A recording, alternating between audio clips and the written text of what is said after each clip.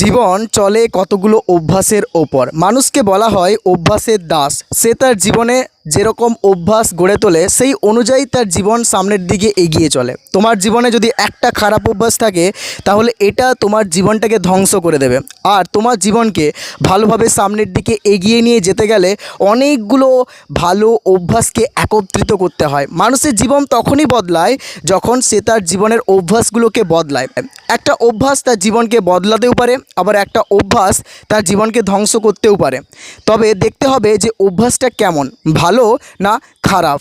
অভ্যাস তোমার জীবনকে সম্পূর্ণভাবে বদলে দেবে। অভ্যাস যখন নেশায় পরিণত হয়ে যায় তখন মানুষের জীবন বদলাতেও পারে, আবার ধ্বংস হতেও পারে। একটা খারাপ অভ্যাস যখন আসক্তিতে পরিণত হয়ে যায় তখন সেই মানুষটা বেঁচে থাকে তো ঠিকই, কিন্তু ভেতর থেকে সে সম্পূর্ণভাবে ধ্বংস হয়ে যায়। ঠিক একই রকমভাবে একটা ভালো অভ্যাস যদি কারোর নেশাতে পরিণত হয়ে যায় তখন তার জীবন 100% গ্যারেন্টি সহকারে বলতে পারি বদলে যায়। তবে একটা ভালো অভ্যাসকে আসক্তিতে পরিণত করা এতটা সহজ নয়। ঠিক সেই সময়ে আমরা আজকের দিনে দাঁড়িয়ে যে কোনো একটা খারাপ অভ্যাসকে খুব সহজেই আসক্তিতে বানিয়ে ফেলছি। এখনকার দিনে যে খারাপ অভ্যাসগুলো আমাদের আজ আসক্তিতে পরিণত হয়েছে সেটা হচ্ছে অত্যাধিক সোশ্যাল মিডিয়া ব্যবহার, ব্লু ভিডিওতে অত্যাধিক আসক্তি, মাস্টারবেশন, যেগুলোর প্রতি আমরা এতটা অ্যাডিক্ট হয়ে গেছি আর এগুলোকে আমরা চট করে ছাড়তে পারছি না, আর এগুলোই আমাদের জীবনকে ধ্বংস করে দিচ্ছে। ঠিক সেই তুলনায় যদি আমরা বুক রিডিংয়ের হ্যাবিটটাকে আসক্তিতে পরিণত করতে পারি তবে আমরা জীবনে সফল হবই হব।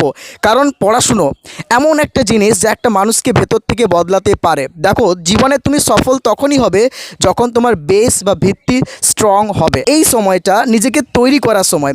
এই সময়টাতে মাস্টারবেশন, ব্লু ফিল্ম, অত্যাধিক mobile addiction, social media addiction, এগুলো থেকে নিজেকে বাঁচাও।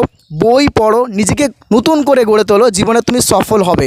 আর যদি তুমি এগুলো না করে খারাপ অভ্যাসের পেছনে নিজের সময় আর শক্তিকে নষ্ট করো তাহলে এমন একটা দিন আসছে যে দিনটায় তুমি কিচ্ছু করতে পারবে না। তোমার জীবন আস্তে আস্তে ধ্বংস হয়ে যাবে, তুমি বুঝতেও পারবে না। আজ থেকেই সচেতন হও। মাস্টারবেশন, মোবাইল আসক্তি, সোশ্যাল মিডিয়ার অ্যাডিকশন, এগুলো থেকে বের করে নিয়ে এসে নিজেকে নতুনভাবে গড়ো, এক্সারসাইজ করো, বই পড়ো, মেডিটেশন করো, বাইরে একটু ঘুরে আসো, দেখবে তোমার জীবন আস্তে আস্তে বদলাবে।